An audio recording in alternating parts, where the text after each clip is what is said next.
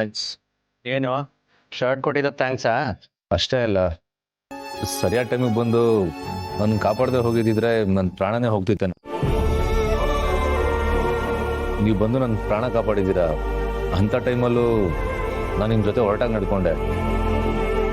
ಸಾರಿ, ನನ್ನ ಪ್ರಾಣ ಕಾಪಾಡಿದ್ದಕ್ಕೆ thanks.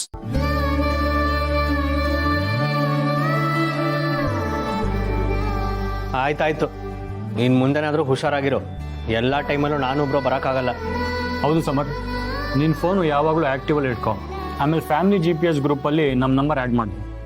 Sir, ಅದು ಫ್ಯಾಮಿಲಿ GPS ಅಂತ ಹೆಸರಿಗಿದೆ ಅಷ್ಟೇ.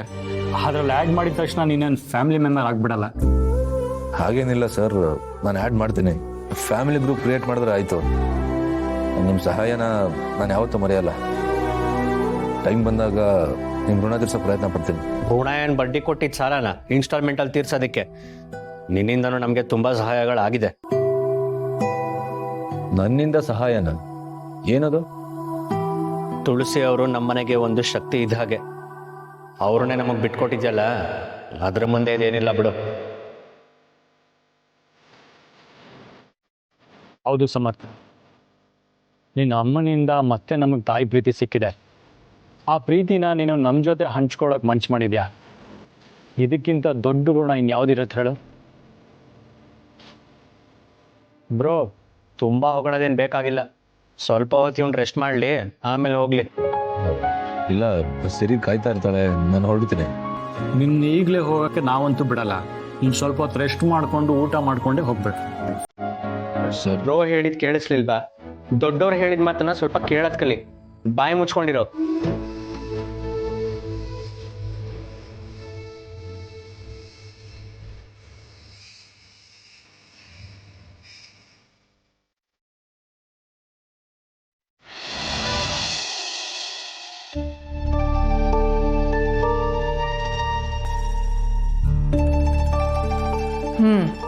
ಈಗ ಹೇಳಿ ಅಪ್ಪ, ತಾತ ಯಾಕೆ ನಿಮ್ಮ ಜೊತೆ ಬರಲಿಲ್ಲ?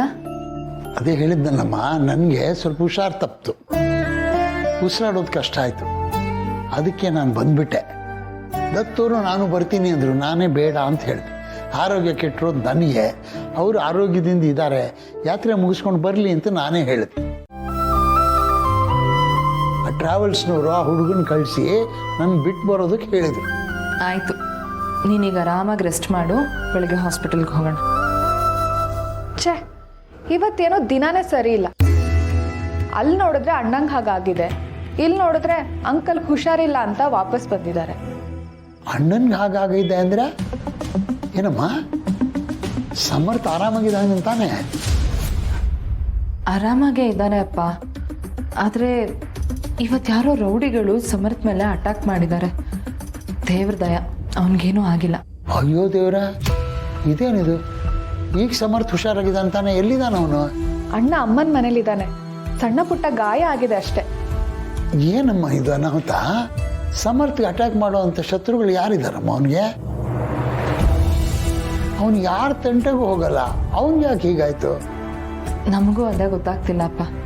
ಸಮರ್ಥ ಬಂದ ಮೇಲೆ ಅದ್ರ ಬಗ್ಗೆ ವಿಚಾರಿಸ್ಬೇಕು.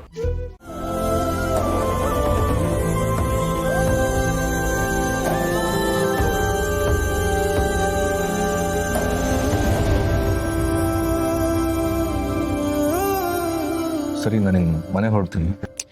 ಈಗ ತಾನೇ ತಿಂದಿದ್ದೀರಾ, ಸ್ವಲ್ಪ ತಿಂದು ಹೋಗ್ಬೋದಲ್ವಾ? ಸ್ವಲ್ಪ ಹೊತ್ತು ಯಾಕೆ? ಇವತ್ತೊಂದಿನ ಇಲ್ಲೇ ಇರಲಿ. ಇಲ್ಲ, ನನಗೇನೂ ಆಗಿಲ್ಲ. ನಾನು ಆರಾಮಾಗೇ ಇದ್ದೀನಿ. ನಾಳೆ ಕೆಲ್ಸಕ್ಕೆ ಬರಬೇಕು. ನೀನು ಕೆಲ್ಸಕ್ಕೆ ಬರೋದು ಬೇಡ. ನಾಳೆ ಒಂದಿನ ಮನೇಲೇ ರೆಸ್ಟ್ ಮಾಡು. ಹಾಗೇನಿಲ್ಲ ಬ್ರೋ, ಇಂಥ ಬಂಡ್ರಿಗೆ ನಾವ್ ಏನು ಹೇಳಕ್ಕಾಗಲ್ಲ. ನಾಳೆ ನಾವು ನಿಧಿ ಮದುವೆಗೆ ಅಂತ ಶಾಪಿಂಗ್ ಹೋಗ್ತಿದೀವಿ. ಸೊ ಮನೇಲಿ ಯಾರು ಇರಲ್ಲ. ನಾವ್ ಯಾರು ಆಫೀಸ್ಗೂ ಹೋಗ್ತಿಲ್ಲ. ನೀನ್ ಬರೋದೇನ್ ಬೇಕಾಗಿಲ್ಲ. ಪಾಪು, ನೀನು ಮನೆಯಲ್ಲಿ ರೆಸ್ಟ್ ಮಾಡು. ಎಲ್ಲೂ ಆಚೆ ಓಡಾಡಬೇಡ. ಇನ್ ಮುಂದೆ ನೀವೆಲ್ಲರೂ ಹುಷಾರಾಗಿರ್ಬೇಕು. ಯಾರ್ದು ಕೆಟ್ಟ ದೃಷ್ಟಿ ನಮ್ಮ ಮನೆ ಮೇಲೆ ಬಿದ್ದಿದೆ ಅನ್ಸತ್ತೆ. ಕೆಟ್ಟ ಜನ ನಮ್ಮ ಸುತ್ತಮುತ್ತಾನೇ ಇರ್ತಾರೆ. ಅವ್ರು ಯಾರು ಅಂತ ನಮಗ್ ಗೊತ್ತೇ ಆಗಲ್ಲ. ಯಾವುದಕ್ಕೂ ನಮ್ಮ ಮೈಯೆಲ್ಲ ಕಣ್ಣಾಗಿರ್ಬೇಕು. ತುಳಸಿ ಅವರು ಸರಿಯಾಗಿ ಹೇಳ್ತಾ ಇದ್ದಾರೆ. ಯಾರು ಏನು ಅಂತ ಗೊತ್ತಿಲ್ಲದೆ ಸಮರ್ಥ್ ಮೇಲೆ ಅಟ್ಯಾಕ್ ಆಗಿದೆ. ನಮ್ಮ ಹುಷಾರಲ್ಲಿ ನಾವಿರಬೇಕು. ಸರಿ, ಹಾಗಾದ್ರೆ ನಾನು ಇನ್ನ ಮನೆಗೆ ಬಿಟ್ಬಿಟ್ಟು ಬರ್ತೀನಿ. ನಾನು ಕ್ಯಾಬಲ್ಲಿ ಹೋಗ್ತೀನಿ, ಮನೆ ರೀಚ್ ಆದ್ಮೇಲೆ ಕಾಲ್ ಮಾಡ್ತೀನಿ.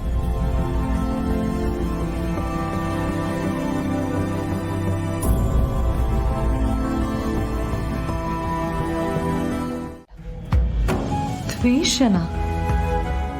ಇಷ್ಟೆಲ್ಲ ಆದ್ಮೇಲೂ ಅವ್ರ ಮೇಲೆ ದ್ವೇಷ ಇಟ್ಕೊಳ್ಳೋದಕ್ಕೆ ಹೇಗೆ ಸಾಧ್ಯ ಸಂಧ್ಯಾ?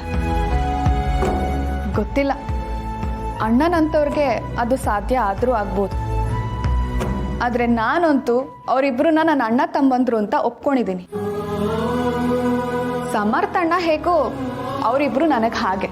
ಯಾಕಂದರೆ ಇವನಷ್ಟೇ ಪ್ರೀತಿನ ಅವರಿಬ್ರು ನನ್ನ ಮೇಲೆ ಇಟ್ಕೊಂಡಿದ್ದಾರೆ. ನಾವು ಅಮ್ಮನ ಎಷ್ಟು ಪ್ರೀತಿಸ್ತೀವೋ, ಎಷ್ಟು ಗೌರವಿಸ್ತೀವೋ, ಅಷ್ಟೇ ಗೌರವ ಪ್ರೀತಿನ ಅವರು ಅಮ್ಮನ ಮೇಲೆ ಇಟ್ಕೊಂಡಿದ್ದಾರೆ.